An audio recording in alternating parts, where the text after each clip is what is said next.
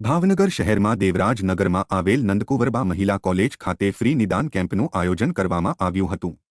જેમાં મોટી સંખ્યામાં વિદ્યાર્થીનીઓ દ્વારા લાભ લેવામાં આવ્યો હતો। નંદકુંવરબા મહિલા કોલેજ દ્વારા આજના સમયમાં યુવા વર્ગના બદલાયેલા ખોરાકને પગલે સાંધા અને સ્કિનના રોગો થઈ રહ્યા છે,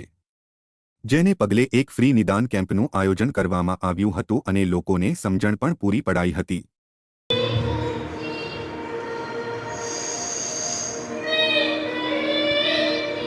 DNYS ડિપાર્ટમેન્ટમાંથી હું મોરી આકૃતિબા અને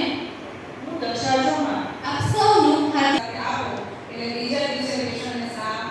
એકદમ સરસ રીતે ક્લિયર થઈ જશે। એક જામનગરના ક્વેશ્ચનનું ડિસ્કશન કરું મેં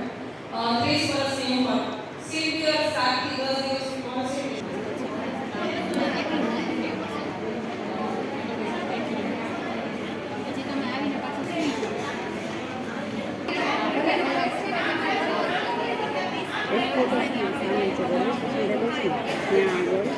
બધા ઔષધ મૂકેલા છે,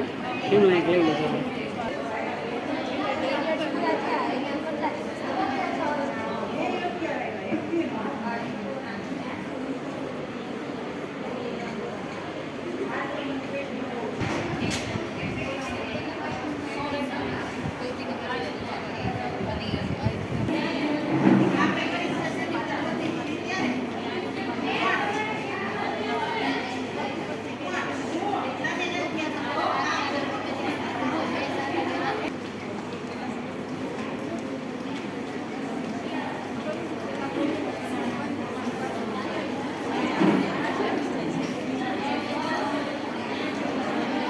મહિલા કોલેજમાં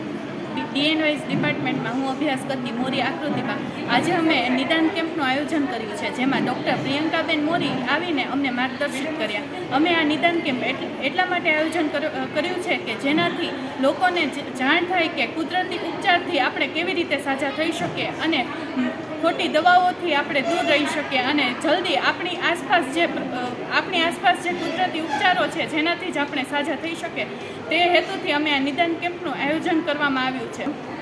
સહજાનંદ એજ્યુકેશન ટ્રસ્ટ સંચાલિત નંદકુંવરબા મહિલા કોલેજમાં આજે DNYS ડિપાર્ટમેન્ટ દ્વારા આ 5 દિવસનું ફ્રી નિદાન કેમ્પની આજથી શરૂઆત કરવામાં આવી છે, જે 5 દિવસ 2 દિવસ પહેલાં જે કોલેજના વિદ્યાર્થીની અને કોલેજના અધ્યાપકો છે તેઓને અને બાકીના 3 દિવસ જાહેર જનતા માટે ખુલ્લો મૂકવામાં આવશે, જેની અંદર કોઈ પણ દવા કે ઇન્જેક્શન કે કોઈ પણ બીજી દવાઓ આપ્યા વગર ફ્રીમાં એક્યુપ્રેશર સારવાર અને બીજા દરેક રોગની સારવાર આપવામાં આવશે કે